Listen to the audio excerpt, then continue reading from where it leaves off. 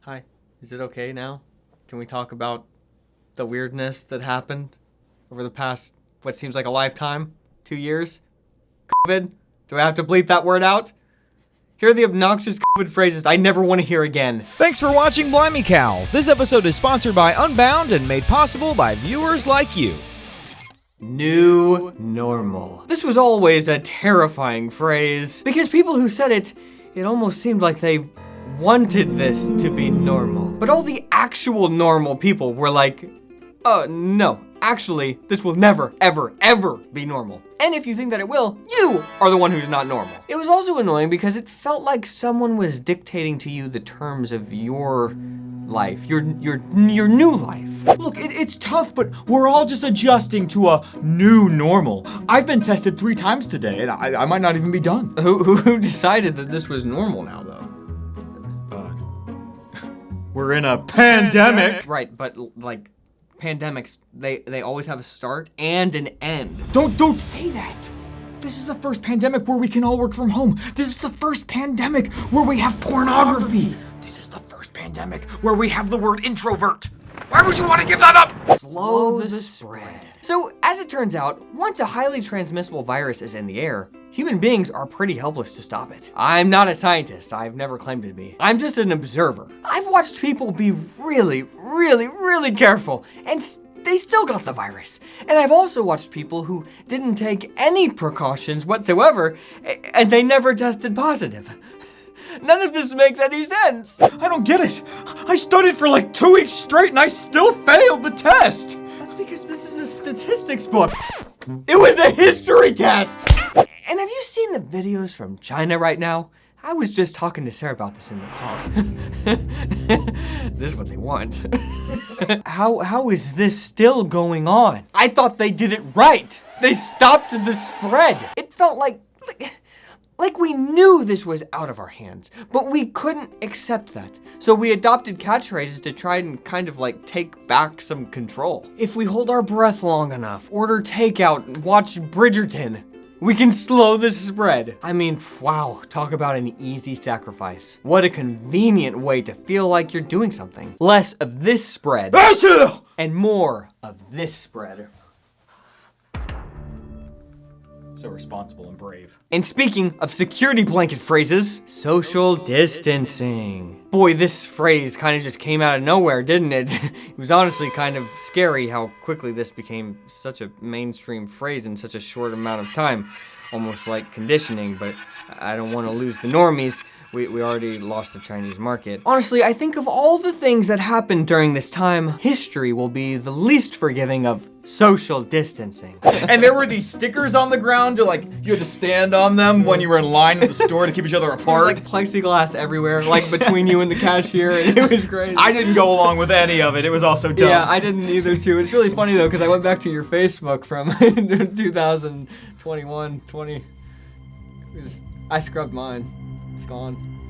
It doesn't exist. I don't go look at mine. Don't look at I'll be his. right back. All right, come on. It might make you feel better to say that you tried, but making yourself feel better might have actually done more harm than good. Because shaming people for wanting to be around other people, that had long-term ramifications too, my friend. We lived through a time where you may have experienced a level of bullying just for wanting to live in community with people. Like you were selfish for experiencing a basic human need. Like you were a bad person because you thought Bridgerton was a bad show. Nobody was slowing the spread of literally anything on that show. But nobody could tell you how long this was gonna go on for, so there was no light at the end of the tunnel. Just like you were waking up every single day hoping that maybe today was going to be the day that talking heads on the news or the Twitter mob finally shifted their attention to some other issue that didn't actually affect your life. Suicides, drug overdoses, alcohol addiction, crippling depression, it's all way up.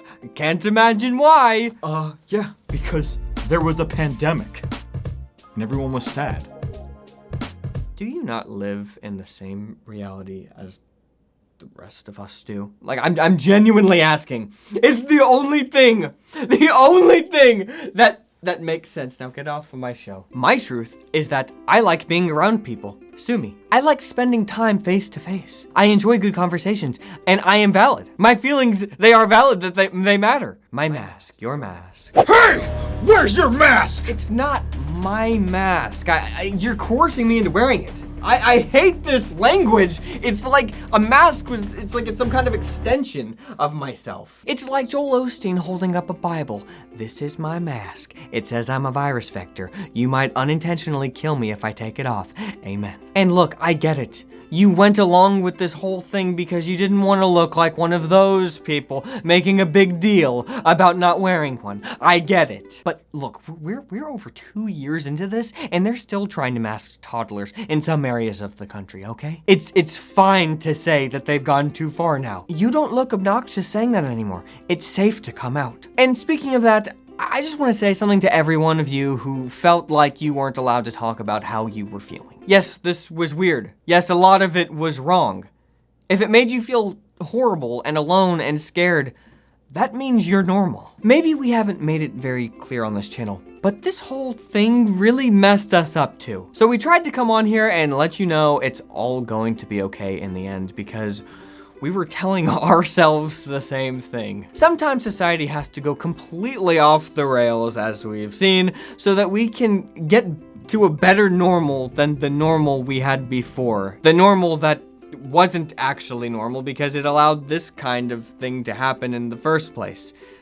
Does that make sense? I guess what I'm saying is, because of all of this, we are going to have a new normal, just not the one they were hoping for. Not that one. I mean, you can get the at-home test at the grocery store finally, so I guess the pandemic's over. 50% off, too. Hey, hi, before you comment on this video, please stay till the end. I have something to say real quick. If you're considering college but don't want to settle for a traditional on-campus or online college experience, you need to check out Unbound. Unbound is a Christian project-based education company that specializes in teaching young adults the life, leadership, and professional skills that they need to launch into the real world with their faith and finances intact. Did you know that you could pursue college and still have both of those things in hand? It's amazing. So instead of getting stuck with all the debt, irrelevant experience, and craziness of traditional college, check out the Ascend program by Unbound. They provide students with the hands-on experience, skill development, coaching, and the network they need to apply what they learn through high school and beyond in the real world. But you don't have to take our word for it. We have Julia, a current Ascend student, to tell you all about it right here. I appreciate Unbound's focus on where I'm going, and so I'm currently pursuing real estate. And I have the opportunity to do both right now. Not only pursue growth in relationships and my personal skills, but I also have the opportunity to pursue career and networking at the same time, which normally with typical college, you either do one or the other.